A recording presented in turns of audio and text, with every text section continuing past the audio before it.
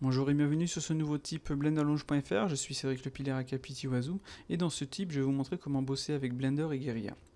Guerilla c'est un nouveau moteur Full Ray Trace qui est sorti le 4 décembre en version 1.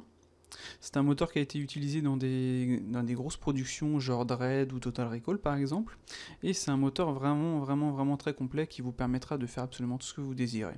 Comme c'est un moteur de prod, on peut aller vraiment très loin, là où sur Blender on sera limité par exemple avec Cycle en fonction de la mémoire de notre carte graphique, ou avec le CPU, mais le CPU c'est plus long quoi. Donc Guerilla est un très gros atout pour Blender, ça lui ouvre les portes à des rendus de qualité. Bien que sur Cycle on ait quand même des rendus qualité, mais là c'est différent, c'est vraiment un moteur type Arnold, Verret, c'est vraiment quelque chose de très poussé, c'est vraiment quelque chose que je vous conseille fortement d'apprendre et d'utiliser. Donc à savoir que Guerilla offre une licence commerciale et gratuite pour un utilisateur, donc pour un PC, pour une IP, donc si vous voulez faire du rendu réseau à ce moment-là il faudra payer, ce qui est tout à fait logique. Donc comme c'est une version gratuite, franchement il faut vraiment pas hésiter à l'utiliser, et avec Blender ça fait la paire et c'est vraiment ça vous fait vraiment une pipeline vraiment très puissante.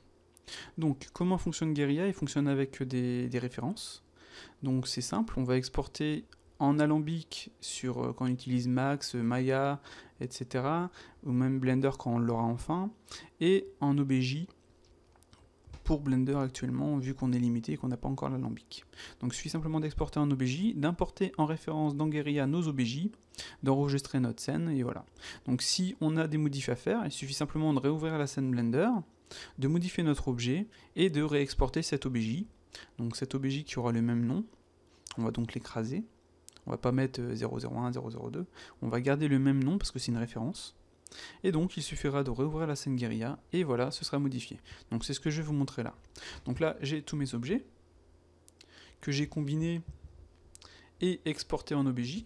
Donc pour exporter en OBJ on fait export, wavefront objet, on fait bien attention de cocher selection only et on laisse Y en up et -Z en forward et voilà. Et là on exporte notre OBJ. Donc une fois dans Guerilla, il suffit simplement d'aller dans Create, cliquer sur Create référence et d'aller chercher nos objets.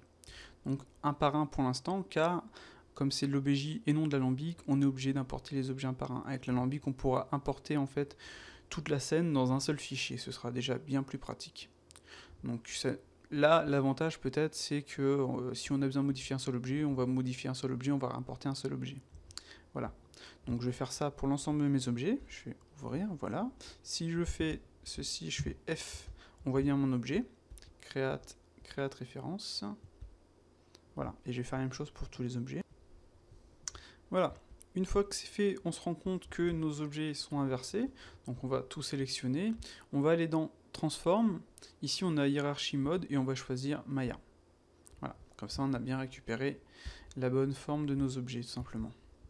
Donc une fois que notre scène est OK, on va l'enregistrer. Je vais faire Save Scene As.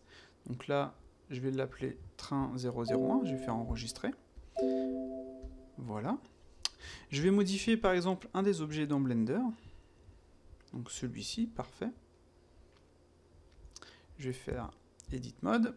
Je vais sélectionner ceci. Je vais faire I, E. Voilà, ça devrait suffire.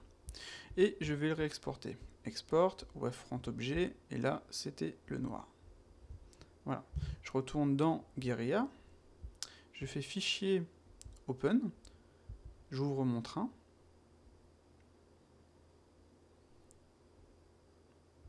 Donc, open. Il va me reloader la scène avec les bons objets, et comme on peut le voir ici, mon objet est modifié. Voilà.